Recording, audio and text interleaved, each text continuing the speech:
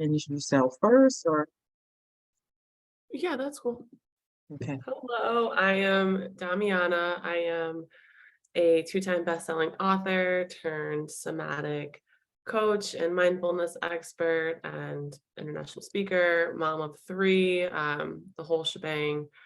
But I am really all about helping and supporting and empowering mothers and helping them empower themselves because I know what it feels like to be unsupported. I know what it feels like to have the weight of motherhood on your shoulders and not know what to do with it. I've been breastfeeding for 4.5, almost 5 years straight marathon. So I'm just here to give you some tools, and we'll talk about some more somatic work and how that can help you in your breastfeeding journey. I'm just really excited to be here. So thank you for having me, and thank you for showing up for yourself. Okay, awesome, awesome. I am Stacy-Ann Louie. I am a lactation consultant, IBCLC. I am a birth and postpartum doula. I'm also very active in supporting women of color in maternal mental health, doing weekly groups or bi-weekly groups for them. I show up for birthing or breastfeeding couplets in my day-to-day work as a lactation consultant. That's what I rise to, that's what I go to bed to. And for myself, it's just supporting you to feed your child in the way that works best for you. So what does breastfeeding look like to you? And then we go from there type of stuff. There's no topic that's taboo for me. So we discuss it all. For myself personally, a mom of five. I've breastfed all five of them. I'm currently still breastfeeding my toddler. And we're here to talk about breastfeeding trauma and somatic healing. We're going to work everything else in to, start from someplace and end with a way to bring yourself back to self. That makes sense. So here we are. That's good. So I start by saying it's the end of like World Breastfeeding Month. It's a marathon. We've been celebrating and putting things out there. It's the end of Black Breastfeeding Week. By this time, I'm typically like, I'm slowing down now, but it's a good time because we highlight and we celebrate all that is beautiful about breast milk and providing it to infants. And a lot of times we look at breast milk, we always say we're feeding it to infant, but let's look, there is a person on the other end that's feeding it to the infant. And a lot of times the emphasis is put on baby. But for me, I put a lot of emphasis on the parent. I want to emphasize what's going on with you. I want to support you so you can feed your child. Kids have suck reflexes. They're going to suck. You're going to teach them how to open their mouth. But the brunt of the work really lands on the person, the family. And to show up for people who are breastfeeding, we really need to show up for you first as the person that's breastfeeding, and then support your family so that this will not only be something that you do for yourself, but you'll be able to pass that on to your family. I'm a big believer in breastfeeding as a generational gift that we give to people. So if we support parents who are nursing, we support generations to come. So I'm going to look back and forth. If you see my eyes going, I just will make sure I'm staying on track. So We can go on forever. we can go on forever, right? We can. But the beauty of it at the end of it, so let's talk. The end of it is that it's beautiful, right? And we can talk about all the beauty, all the nutrition, everything that comes with it.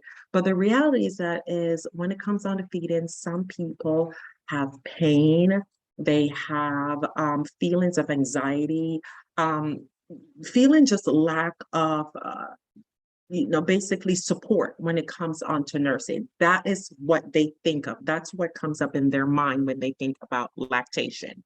And that needs to be addressed because it's not all beautiful for everyone.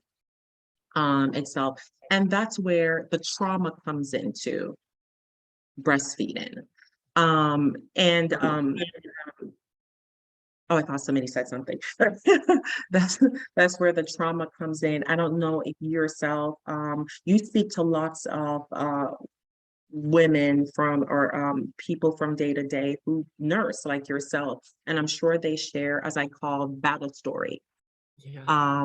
Yeah, with you. How does that resonate with you?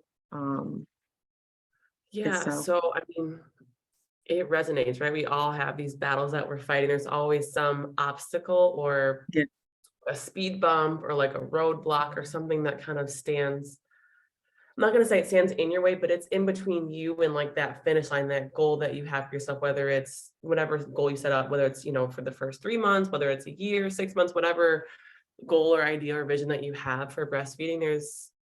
I wouldn't say there's always something because I'm the one that sees like the best in everything, but there's going to be some challenges that come with it. And I yeah, don't wish these on you at all. I just want you to know that as long as you stack your cards in your favor, there's yeah, nothing really that you can't overcome. And so, I mean, I can speak to my obstacles. Would that yeah. be helpful? Yeah, go ahead. Um, I come from a family who they never breastfed. It was like a thing of like all of 2 days and was like, well, this is too much. I'm done. Or like, I'm gonna go back to work. So like I'm not even gonna worry about this thing right here. Also my grandmother, Mhm. she did nurse for like the longest, up and through the toddler stages, but it was like a stigma attached to it for her. She did not enjoy nursing a toddler. I always hear about this story, like her son, my uncle came and like whipped it out and was like, whatever broken words he was saying, like pointing at her, nanny poo poo, or whatever it was, whatever he called breastfeeding. And she just was mortified and she Yeah, just had this stigma attached to it. And even before that too, like her mother didn't breastfeed. Like it's this whole, it's a rooted generational trauma, like you mentioned. And like that's my jam, healing and working through all of that and like rewiring and re-breaking these cycles. So for me, this was like it ends with me type of thing. Like my grandmother nursed, it was a stigma attached to it. mm, And then my mom and like all of her sisters, they never did, whether it was because of a C-section or because of work or things like that. And then it was my turn and it was like, well, I'm looking for a support and for answers. I have all these questions I don't know. Like I can't turn to you guys because you don't have the answers. You don't know. They were very supportive in a sense that like, okay, this is what you want to do. Cool. But as mm. far as like that was about it. There was nothing else they could tell me to do. And so in the hospital, um, the lactation consultant came in, kind of touched and looked for all of 2 minutes and was like, okay, it looks great. And in the first, after you give birth, you're not really here. Like you are in another place. Your body is here, but you're not inside your body. And so cool, whatever. We go home a couple of days later. And then the things start coming, the milk comes in full steam ahead. It's okay if I borrow one of your pens. Yes. Okay, I need one. Okay. I don't have any pens here. And then let down milk came in full swing of things. And my letdown was very fierce, started choking, didn't know how, like what it was. She started shallowing up her latch, and then that was very, very painful. And then my milk dried up because she didn't want to eat anymore because she was getting choked. And it was this whole like cycle and like snowball of things.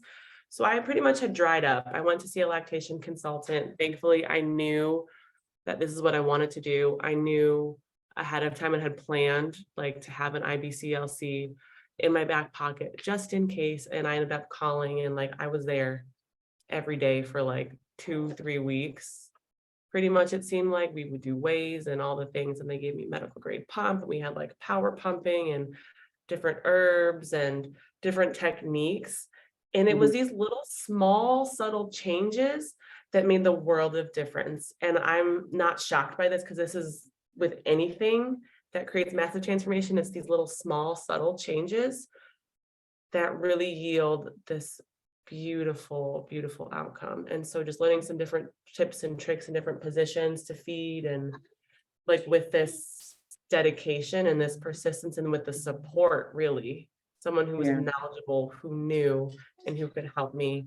I've been able to breastfeed now for over 4 years consistently through 2 pregnancies, tandem nursed together, tandem nursed like separately. Thank you. You're welcome. All through the seasons of life. And I owe a great deal of that to my IBCLC and to my support system, because without that, I would have just given the towel and just quit because it hurt. Yeah. I had to supplement with formula for a couple days, which at that point I was like mortified. I'm like, formula, like. I know.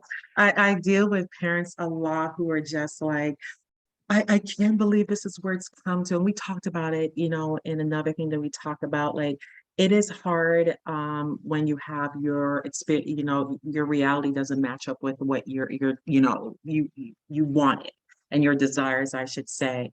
But I'm always say it's not the way you start often, it's the way you end. Yes. Hello, it's in the journey itself. And it's so funny that you said that you owe a lot of it to your IBCLC and just that support that you have, because my number one thing for talk about trauma with breastfeeding is really that we need to invest in lactation support in this country. We really need to invest and value the people and elevate those who are doing the work. And I'm not talking about elevating, and I'm not demonizing. Everything has its place. I'm not talking about elevating breast pumps, accessories, all those other things that are extrinsic. They have their place, but like, who is going to stand there with you in the moment and help to make the curve? Yes. And when you said like we need to emphasize breastfeeding, the first thing that came to my mind too was like you have all these high-tech, hands-free accessories and pumps, and it can pump, and this is the best one, and all this stuff. Like literally your hands are the best pumps. They can be. They're my favorites. Like, you know what I'm saying? Like you don't need all these fluffs and bells and whistles. You need the woman or the person supporting you who is knowledgeable, who shares with you about how your breast milk composition changes. And like that gave me the reassurance, like having the science and the facts behind like what my breast milk is actually made of and the compounds and how it shifts and changes, to be able to trust my body even more, because I didn't know all of these things about my milk and my body before I went to see my IBCLC, about the amount like of milk that they actually take in isn't that much different as they grow in the early stages, but it's like the composition of it, right? The fat content of it, like the nutrients, or how amazing our bodies are. The fact that when I'm sick, my baby is, producing these, or I'm giving my baby antibodies and helping, their immunity and building up their immune system through that way. Exactly. It's a dance. Yeah, it's a complete dance between both you, your body, and your baby. And before you even know that your baby's getting sick, your body already got the message. Right. Or like when you smell that newborn baby, you just want to smell them. Like that it's your body's instincts, naturally wise, altering the composition of your milk. Like I was blown away. I told my family and they were like, there's no way he's only taking in 2 ounces still. He's, or like however old my daughter was. And I'm like, look, I'm not making this stuff up. This is from my IBCLC. This is science right here. You don't believe it? There's no way. There is. I say to people, I'm like, your baby doesn't need an ounce within, each feed within the first day, 2 days. They're like, that's not possible. I said, their tummy's really small. As a matter of fact, newborn babies, a lot of them are spitty. They have to get out some of that meconium. They swallow, they taste all that, the liquid that's in your stomach. That's how they know us, right? So they're like, in there swimming around, they're like, let me taste this thing. And they sip a little bit here and a little bit there in the whole month. And then they come on out and it needs to come on out. So a lot of them come with a little tummy full of fluid and they got to spit that up. So oftentimes they may not even want to eat within the first 24 hours. That's okay. A process of our medical system is that we want to make sure our babies are fed. And it all depends on who you birth with too, because your birth team may just know this, that physiologically your baby doesn't need to do this right away, and they relax, they sit back, they watch. and they hold and stand guard with you. And I speak more of like, some of the midwifery staff that will actually take the time to sit with you and call you and check back and say, it's okay, mama, it's okay, daddy, it's okay, parents, this is going to happen. And they know when to come in and, hey, let's make change right now, type of stuff. But those are the things that kind of warn off a lot of the trauma. Let's talk about trauma too. We can have trauma in using pumps and in using aids. So we're actually pumping a lot really early, and that can cause a physical trauma. But what we're talking about here is a mental trauma. Okay, because there's physical trauma, there's mental trauma. Not to say the physical trauma doesn't resonate and it stays, but we're talking about that. Really and truly, let's breastfeeding trauma is real. It's absolutely real.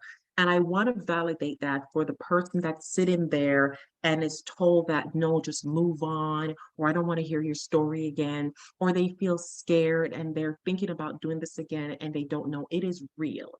It is truly, truly real. It's really a reaction to something traumatic in your life. And that's what trauma is. You carry it in your body. And until we process that trauma, it's very hard for us to move forward from the trauma itself. It's so important to process our trauma itself. Let me say it again. You got to process the trauma. I know you'd say that, right? No, but that's like, people don't realize, I'm sharing this with you too, so that, whoever's listening knows this. Trauma is stored in your body. You might think and graze over an experience, right? You may like mentally just be able to like put it in the back burner, or like file it away or move on, right? Okay, yes, I know X, Y, and Z happened. I wasn't able to breastfeed and they pushed formula for me the second because my baby was losing too much weight. I had to stop breastfeeding and gave formula, right? That happened. Okay, I'm okay with it. Baby's fed. It's okay, even though I really wanted to breastfeed for 1 year, right? And you keep moving on with your life, but you're still holding on to that emotional response, that stress response in your body, because trauma is stored in your body. And it's so important that you not only acknowledge and address the trauma, but also like transmute that trauma, release that trauma from your body. And that's what the somatic healing that I do and that, that I work with, that's the somatic piece. And I know what word probably is like, what is somatic? But somatic just means relating to your body. Using your body. Let's leverage your body in a way that you've never leveraged it before, so that you can actually move through these tough situations, move through the trauma, right? Move through these emotional responses and this stress response. And then you can create new patterns, new neural pathways, right? You're firing your neurons in a different way, so you can actually create a new stress response. You can actually choose your new reality. You can actually be open to possibilities and see things in a different way, versus just like this tunnel vision when you're super triggered, really emotionally charged, like really sad or really defeated. You can only kind of see things through that lens. This helps you open up to possibility, right? So again, like if you have this, right, where you kind of get emotionally bypassing your breastfeeding journey, how it was cut to an abrupt end very quickly, logically, okay, fed baby is the best baby, or whatever the saying is. Okay, cool. But like your body is just like, but I'm just like sad that this didn't happen longer. This is disconnect between your brain and your body. So we can bridge that gap through using different somatic healing modalities and techniques. That's awesome. And just to get it, because somebody's like, what is it? I'm going to define trauma, and I'm actually going to read it. So it's any disturbing experiences as a result of a significant fear, hopelessness, disassociation, confusion, disruptive feeling intense enough so you can have a lifelong negative effect for that person. And it carries and stores in your body. So what we're talking about is not just something that we've just come up with. Literally, that is the definition of trauma. It is a definition of trauma. And that's the reason why, we need to work at it. So when we talk about what trauma stems from, I'm going to bring up a few things. As we talked about not being able to breastfeed, that's one of the big things. Feeling mistreated while you're in the birthing space, or not feeling heard. We hear a lot of people saying that they didn't listen to me, or I brought this up to my physician, or brought this up to my nurse, All right, I sent this to my friend, somebody wasn't heard. And because of that, then also just experiencing physical pain. Physical pain can lead to emotional trauma. So, I know that there's certain things that I'm fearful of. It took me a while to learn to swim because I had a traumatic experience near drowning. Now, that was a physical thing, but in my, the way I responded to it was trauma. So it took a while for me to be able to put my head under the water. I had to actually deal with that so I could swim. So when I was swimming just before that happened itself, but also given information that is not correct. When we get misinformation about, and that's one of the big things there. There's so much misinformation that's out there and misguidance that we don't get from the right people. I would always urge people to say, seek out a lactation consultant for our professionals that are there. I love all professions, but I'm not an MD. I'm not an OBGYN. I'm not a pediatrician. I'm not a physical therapist. I don't do what you do, Domiana. Like, I don't do it. So it is, but I respect what you do. So we want to learn to refer people to those who can help them, because lactation is not just about the act of feeding. It is really taking care of that person and walking them through a journey so that they can actually have a relationship, because it's called a breastfeeding journey, a breastfeeding relationship for a reason. It is not just the act of putting nutrients in your child's body. There's actual physiological response to you actually. If you're feeling stressed and you nurse your child, you can be like, this was good. That's why people drive home. I just want to latch my baby. That's it. I just want to latch my baby because it makes you feel good. So those are the things, and like a few other things. It's like, feeling non-supported, and also the history of no one else being the first out the gate, I call it, the first out the gate to nurse. So because of that, especially with like, Black and brown families, we have a history of trauma associated to nursing. So we pass that down. We pass that down, and we need to be cared for in a different way. So depending on your history, whether, and I will say that because I've worked with different ethnicities of women, different people and birthing people from different countries, and it depends on what the culture surrounding nursing is, the history surrounding nursing, it comes in and affects us differently. So it's on me to say, hey, I need to understand why you say that, why you do that. Oh, now I can help you because I understand what's ingrained within you.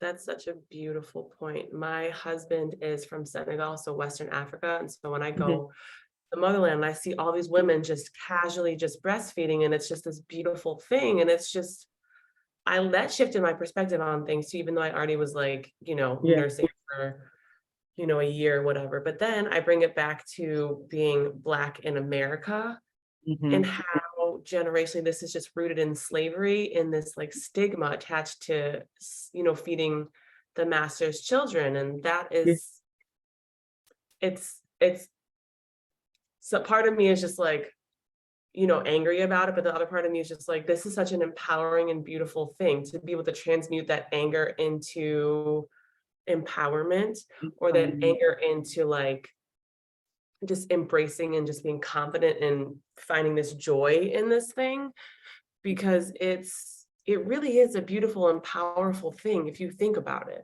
breastfeeding it's a superpower. It is. It's only given to Would you it's only say? given to one half of the population if it's split down 50-50.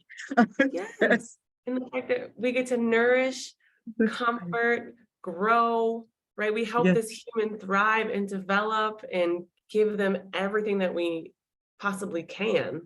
We're giving to them. And that's the most beautiful and powerful thing ever, that we have the power, the ability to do that. Yeah. I want to talk about like wanting to, when it comes on to other countries, we can talk about numbers. The majority of birthing people in the US desire to feed breast milk. 87% actually initiate nursing. Yet Yeah. by the time we get to, 6 months, for the white population, I think we're at 37%. For Black population, we're at 27%. For Hispanic population, they're around 38, almost about 41%. So yeah, we're a little bit, so we're clearly under 50, way away from 87. So what Right. that says to me is that it's not that people don't want to do it. It's the way in which we're approaching it. If we don't talk about everything that's affecting it, I also want to talk about, some women have a physiologic like response to when they're actually nursing. You feel angered. It's something where you literally feel like I don't feel well doing this. And if you're nursing and you feel like you want to pull your hair out, you feel sad, don't, please reach out and talk to someone. You're not crazy. I literally had one person that I was talking to, and she's just like telling me all these different things. And I was like, it's called DMARS. And she's like, I'm like, have you ever heard of DMARS? She's like, what? So I just read, I'm like, what? She's like, no. But she said, but I want to feed my daughter. And I was like, I understand you may desire to feed your daughter, but physiologically, you're having this very strong response that when your milk actually ejects, you feel bewildered, you feel sad. And that should tell us that nursing is more than just providing nutrition. So in that case, we had to figure out, she said, but when I pump, I'm fine. I said, well, not every woman goes through that. So maybe you're just going to have to pump. But to have that information lined in her head to say that she wasn't crazy, that's huge. It validates your whole experience in your existence when you Yeah. don't have anybody else around you to validate what you're going through, to see Yes. you for who you truly are, and to see you, and your efforts and your desires and your wishes and your vision, and for them to be this like disconnect between where you want to be and where you Yeah. are. That is invaluable. I can't even, there's no price you can put on that, but you need to have someone who can see you and who can validate you.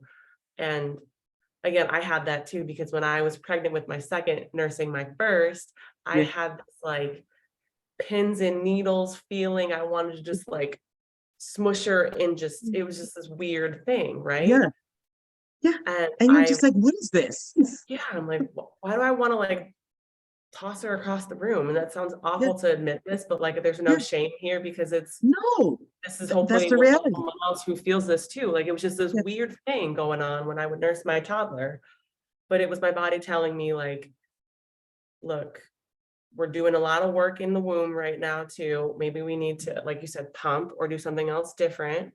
Yeah. And we worked it out. Like I said, we're on the journey, but just to reach out to my IBCLC again, Yeah. signal lactation, doing it up, Yeah. like to know that like I wasn't crazy, or to know that I Mhm. wasn't making things up, or just postpartum anyway is a funky time. It's like this Oh, it is. blur sometimes. It's really powerful to have someone in the space to see you. To see you. That's the thing, because without that, we feel guilty. Let's Yes. talk about the shame and the guilt that we carry because of that. We experience loss, we experience just devastation. There's so much attached to like the trauma of it all. And then we enter what's called the mommy wars. Did you feed or did you not feed in the way you fed? And rooted at this very battle is shame and guilt. It's shame and guilt that's rooted there. And, if we're able to validate how someone feels about something and go forward, like for me, when, I say to people, like, I have people like, well, I didn't come see you because I was feeding formula, or I didn't tell you about it. Well, I said, I can tell that something's going on because the child's clearly gaining and you're talking something else here. So, what are we doing? But I'm like, to have someone that will shame you for feeding your baby when that is just a natural response to do that shouldn't be done itself. So it's time to put away and let's talk about what we're facing, and let's support each other to say, sister, I see you. I see what you're going through. And by doing that, I want you to heal.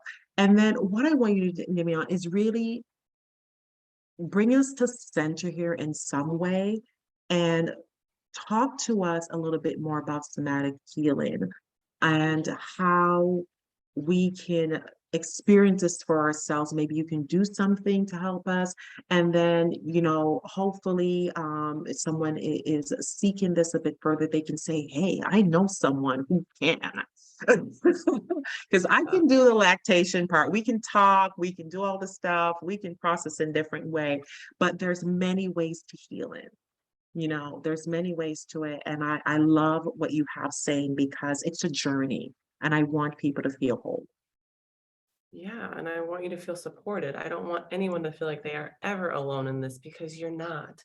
Yeah. And even if you feel like you are, I'm just challenging you just to look around and see what hand is reaching out to you, and just grab onto it, because it's Mhm. there if that's what you choose to see. I know that you are a mother, so I know naturally you are very resourceful and resilient. Whether you know it or not, you are powerful beyond belief.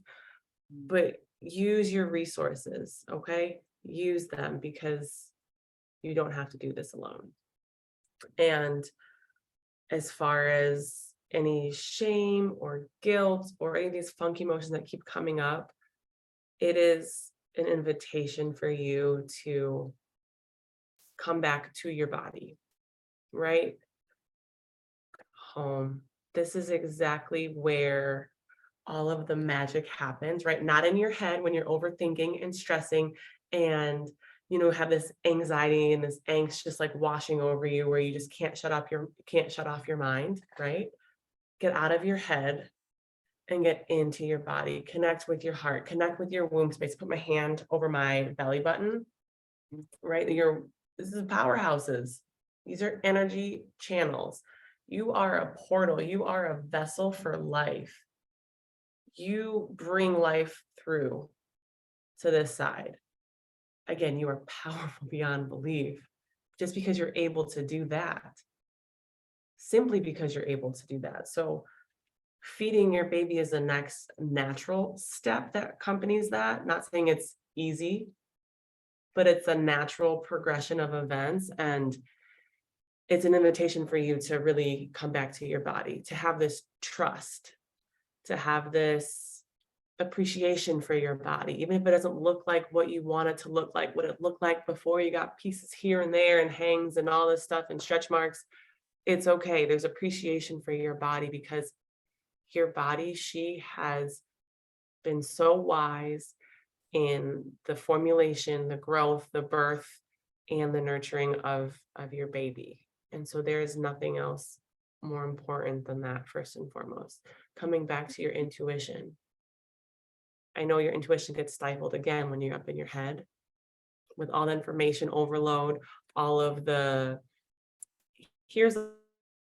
oh, my computer's about to die. Hold on a second. Let me switch over. Uh-oh. Let me switch over to my phone, because this is not going to end well. Not having my computer charger up here. As you do that and switch over, you can tell me when you're back. I want to speak specifically to those who already have existing mental health issues. So when you're talking about different mental health disorders, if you come to nursing with existing mental health issues, whether it's depression, whether it's anxiety, whether other things that are going on there, I want you to know that it's important before you actually start your journey to make sure that you're settled in with a therapist to start, and that you also make this known to your lactation consultant. You have this known to your medical team that this is what you're going through. If you're on different SSRIs or different things when you are pregnant, and then also to nurse, don't feel that you cannot nurse because you're on these medications. Talking to your providers about this is so important in allowing you to navigate this street. So that's another trauma that we bring because we didn't know or we didn't feel as supported doing it. So I meet women all the time that are like, well, this was happening before, or I'm experiencing postpartum depression as a result of this, not knowing that it's something we carried over. So for those who are, and then carry on. Got my charger. That's a beautiful, it is a beautiful point. And motherhood has a way of uncovering different parts of yourself that you did not know existed before. Exactly. And also the ugly of motherhood, right? Depending on what you see. So Yeah. Yeah. it's okay though. I want to just offer this invitation for you to come back to your body and to trust yourself. A lot of, the volume of milk that you produce, it's affected by stress. It's affected by like your beliefs also too. And this is something that it's real, even if you might think like, oh, affecting my milk supply.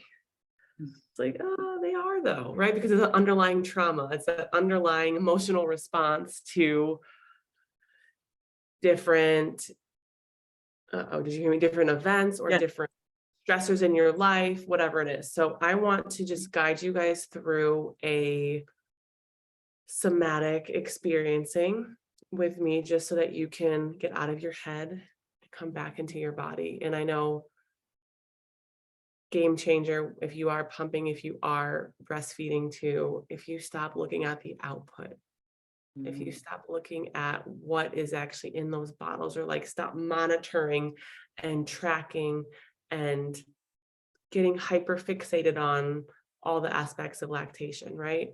I'm not saying don't do those things, because I think it is valuable, right, to have your scale and measure baby before and after you feed them, and there's value in that. When you get hyper fixated on the problem, you only magnify the problem. When you take a step back, get out of your head, get into your body, get in touch with your body, find this newfound confidence and this trust for your body, you'll notice how much more you're able to produce. You'll see how much ease comes with this, how you're just able to produce and become a milky mama that just has this abundant overflow massive letdown that chokes babies, right? Like, notice that happens. It's subtle shift, right? Coupled with technique and getting the proper support to support you through your journey, not just in the beginning, not just in the middle when it's like, okay, cool, we got this, training wheels are off, like we're going full steam ahead. You still need continued ongoing support to make sure you have somebody in your back pocket at all times, someone in your corner. And then, so you have logistics, right? You're like, okay, good. We know this, the formation, the different techniques and positions and the science behind it. Let's get some emotional and mental help as well too. Some more healing on that front, because these things, your trauma manifests physically in physical form and whatever that looks like, right? You can like have aches and pains physically in your body, right? Your milk supply can be affected, whatever these cycles that you notice yourself in on repeat, this loop, that is all stuff manifesting in its physical form. And so I'm just going to stop talking, because this is so much better experience than it is explained, the science behind it. Pretty much what I'm going to do is help you relax your body, your nervous system, shut off that sympathetic nervous system, turn on your parasympathetic nervous system, so you can actually relax, rest, and repose instead of being in this like constant stressed fight or flight state. Have you be able to access different parts of your brain that normally you don't have access to, because your body's in this stress state, because your subconscious can't really shine through, right? We're going to just access different parts of your brain, and you'll notice that some things come up that you maybe never realized, didn't want to remember, whatever it may be. I welcome all of your experiences and your thoughts when this comes through. as we go through this, you might feel a little tired or yawn. Tears might start to well up. You might start like coughing if you feel like there's something stuck in your throat. Whatever you do feel, it's totally normal. You don't have to think too much about it or hide it or, suppress it. Just, it's trying to come out of your body. Again, trauma stored in your body. So let it come out, let it come through. Okay. So I'll put this beautiful spit up on my shirt talking about milk today. Go ahead and close your eyes and plant your feet firmly on the ground.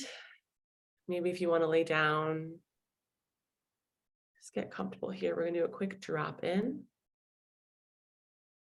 and draw attention towards your breath, allowing yourself to mentally press pause on the outside world as you come into your body. Deepening your inhale, lengthening your exhale.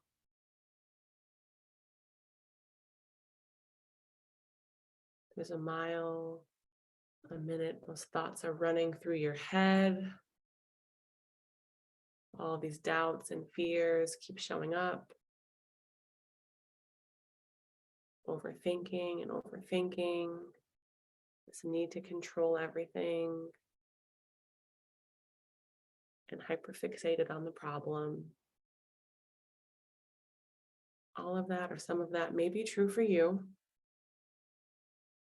But I now invite you to come home to your body. Let's get out of our heads and drop into our bodies. We're going to do that by breathing. So putting the hand over your heart. I know you've exerted so much energy. You've given parts of yourself away. I want you to call your energy back home into your body. So as you inhale, feel parts of yourself and your energy return home to your body.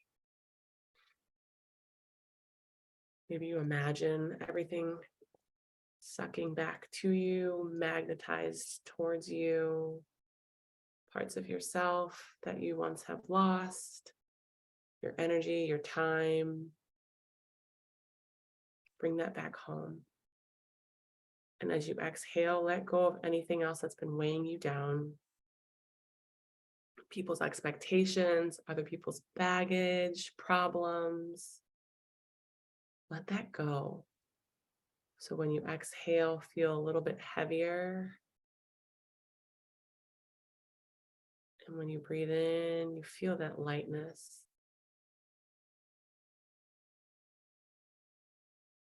And as you exhale, you sink deeper into your chair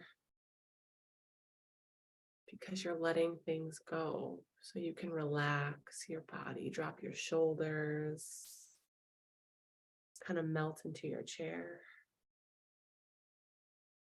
And as you inhale, calling some more of your energy, reclaiming yourself, your time, calling that back home.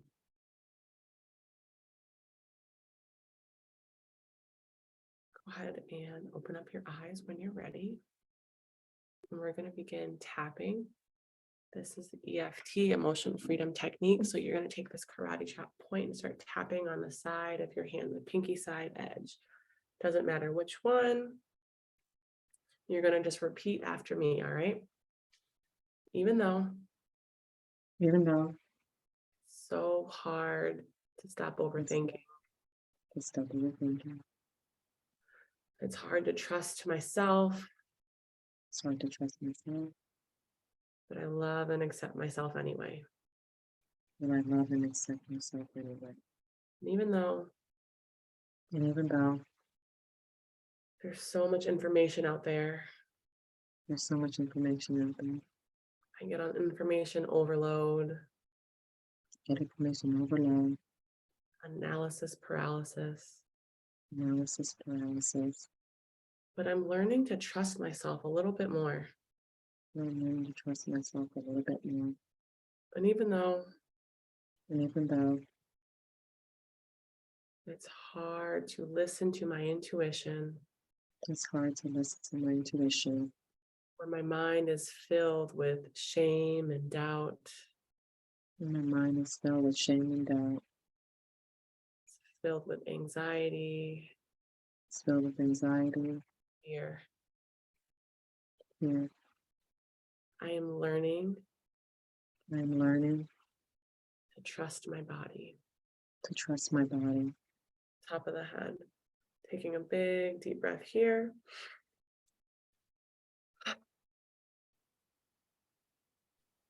My body, I think I can trust it. I can trust it. Eyebrow point. But the other part of me finds it hard to trust myself. Yeah, part of me finds it hard to trust myself. Coming to the side of the eye. It's hard to trust myself because there are people who are experts Hard to trust myself because there are people that are experts. underneath the eye. So of course they know what they're talking about. Of course, I know what they're talking about. Underneath the nose. And there's so much pressure to get it right. There's so much pressure to get it right. Chin, there's so much pressure to do it all. There's so much pressure to do it all. Collarbone point. So much noise going on around me. So much noise going on around me. Then you're going to come to the side of your rib cage like this, or you can cross your arms, whichever one feels better to you. Taking a big deep breath here. With all this noise, it's hard to hear my own inner voice. So all this noise is hard to hear my own inner voice. Front of the chest. They say I know what's best for my baby. I know what's best for my baby. Wrist point, but do I really know what's best for my baby? But do I know what's really best for my baby? Back to the top of your head. I'm just overthinking. I'm just overthinking. I just get confused. Just get confused. I don't want to make the wrong decision. I don't want to make the wrong decisions.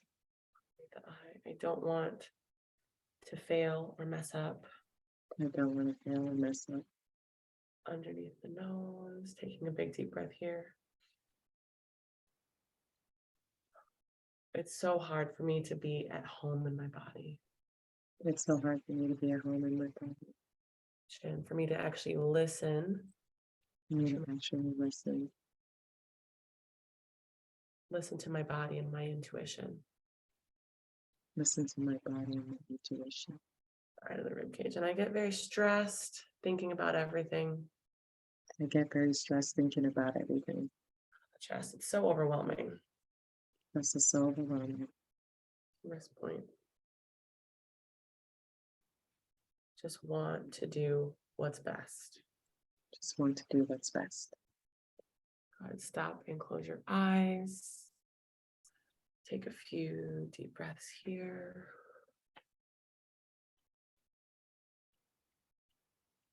And you can open up your eyes when you're ready. And just notice how you feel after one quick round of tapping. It's amazing how the body just relaxes. How are you feeling, Stacy? I'm feeling good. I'm like, oh, it's so funny. I used to tap a little bit more and I stopped and I'm like, why did I stop? It's one of those. I'm gonna get up, and I used to tap when I got up in the morning because it really does help, or before bed. But I definitely, other than just the tap in, the words that empower and say, I struggle to trust myself, but I have an intuition, and I know there's lots of people out there, but within me, I have the answers, and I'm gonna pair this with all the stuff and make the best choice for myself and my baby. So yeah, it's great. So we don't have all the answers. We don't come with a pocketbook, but I know that if we trust ourselves and we're truthful to ourselves and we see our hurt and we have it validated, it makes a world of difference for us. So as I said before, breastfeeding trauma is real. It is very real. It is as any other trauma that you'll have. and it absolutely deserves to be recognized. And along with everything else. And I know, from a clinical standpoint and a research standpoint, there's not enough research on it, but there is enough to say that we do suffer. We don't need to have an article to tell us that it's there. About it. What happens now? Okay, yes, we're suffering. What? We need to What happened? support. It's so key, the support, the people, not the Yeah. supportive accessories and tool. Like Yeah. the pumps, it's the people. It's the people. We really do need that connection. I'm so happy that we did this.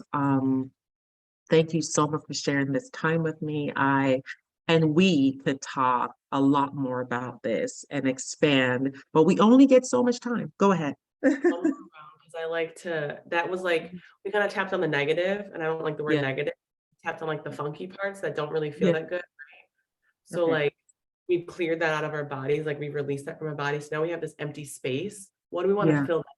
So let's be intentional with that. Ooh, So it'll be like a little hybrid round, right? So we're just gonna come straight okay. to the top of the head. I normally in a session would like, we'd do more and it'd be more whatever, but we're gonna do a little intensive right here. Yeah. We're gonna be intentional. So take a big deep breath. Let it go. Despite what others may tell me, Despite what others may tell me, my inner voice matters. my inner voice matters. Eyebrow points. Even if I do get dismissed by other people, Even if I do get dismissed by other people, side of the eye, I know what is true. I know what is true. Underneath the eye, I am capable of making sound decisions. I am capable of making sound decisions.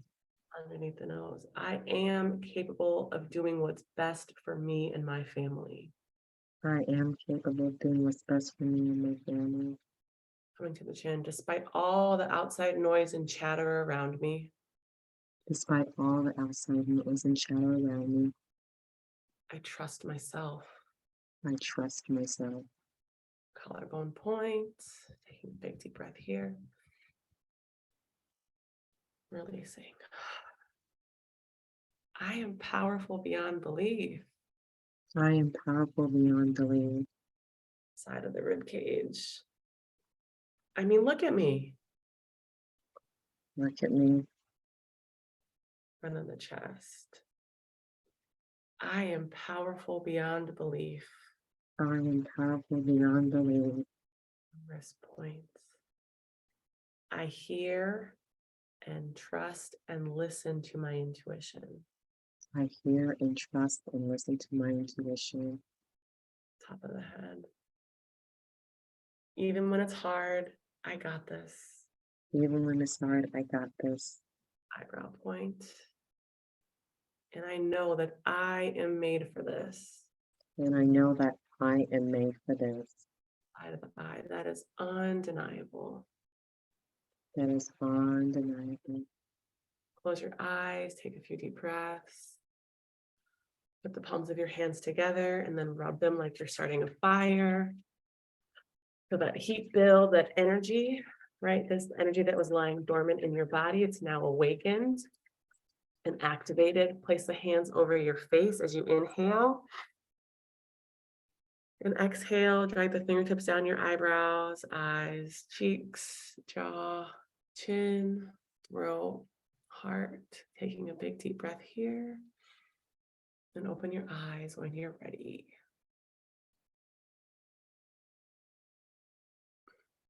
Oh, good.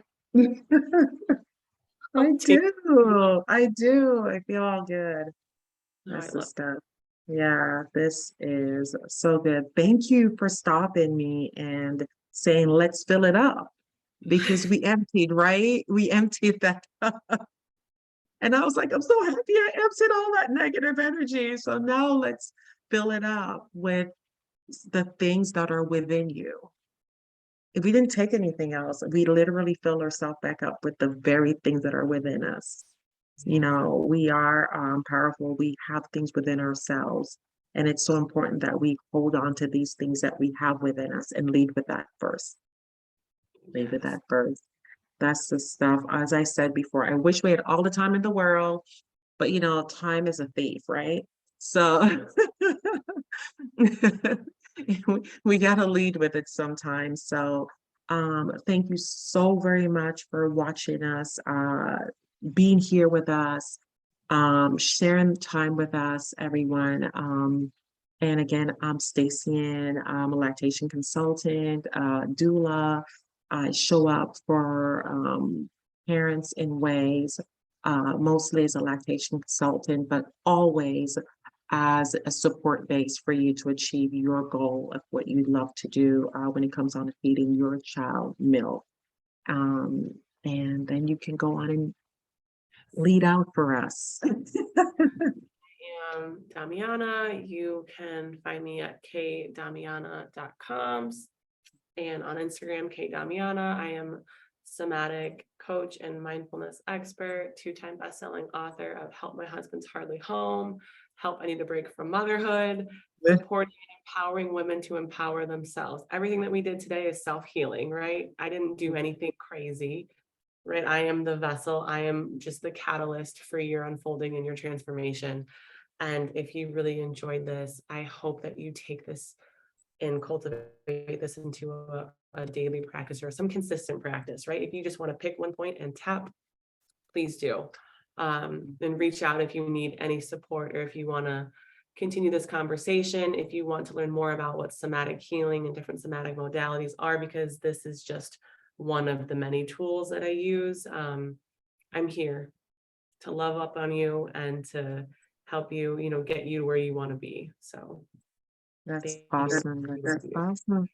Thank you so much, folks. And yeah, for lactation needs, if you ever want to, I am with 10th Breastfeeding on Instagram, 10thbirth.com.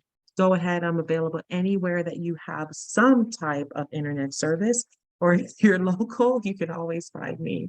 But it was a great thing to do. And it's such a great way to end National Breastfeeding Month. Like, it's a great way to end the month.